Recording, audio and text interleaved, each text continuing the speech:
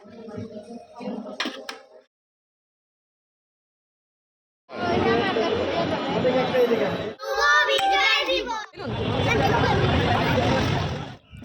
আলাইকুম সবাইকে, সবাই কেমন আছেন? বিজয় দিবসের অনেক অনেক শুভেচ্ছা সবাইকে। আমাদের এলাকায় ছোটোখাটো একটি মিছিল বের হচ্ছে, অনেক লম্বা একটি পতাকা নিয়ে বের হয়েছিল।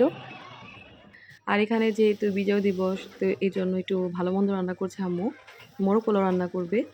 এই জন্য আদা রসুন দিয়ে দিচ্ছি, পেঁয়াজ দাগানি করে নিচ্ছে, এর মধ্যে জয়তি জাফল বাটা দিবে।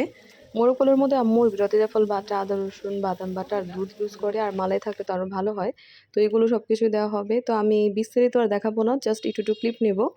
তারপর মশলাটা কষানো হয়ে গিয়েছে, এখন চিকেনগুলো ছেড়ে দিচ্ছে। প্রথমে থাই এগুলো দিবে, তারপর অন্যান্য মাংস অ্যাড করবে এর মধ্যে। এখন এটা হালকা আঁচের মধ্যে ভালো করে কষিয়ে নিবে, যাতে মাংসটা খুলে না যায় সেভাবে আর কি এটা কষিয়ে নিতে হবে।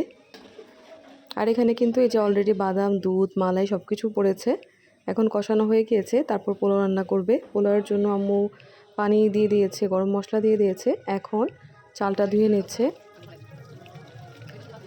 আম্মুর হাতের পোলাও খুবই মজার হয়, আমি আম্মুর থেকে মোরগ পোলাওটা শিখেছি। খুবই মজা হয় আম্মুর হাতের পোলাও, বিশেষ করে মালাই আর দুধ দিলে আরও বেশি মজা হয়।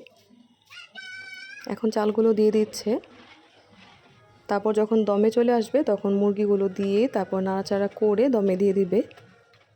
এখন মুরগি মাংসগুলো দিয়ে দিচ্ছে এর মধ্যে। সব কিছু দেওয়া কমপ্লিট, এখন এটা দমে রান্না করতে হবে, দমে দিতে হবে। আমাদের মোরগ পোলাও এখন রেডি। এর মধ্যে কিন্তু উপর দিয়ে ঘিও দেওয়া হয়েছে, তো আমি আর কি পুরোপুরি নিতে পারি নাই ভিডিওটা। এই তো আমাদের মোরগ পোলাও রেডি, খাওয়া দাওয়া কমপ্লিট। এখন আমরা সন্ধ্যার সময় একটু বের হব, সবাই একটু সাজুগুজু করে নিচ্ছি। এই যে আমাদের বাসার পিচি পার্টি সবাই রেডি যাওয়ার জন্য। আমাদের সিঁড়িতে যে পতাকা লাগানো হয়েছে বাচ্চারা লাগিয়েছে। আর এখানে রাস্তার মধ্যে দেখেন কুকুরটা, 5টা বাচ্চা দিয়েছে, খুবই কিউট বাচ্চাগুলো।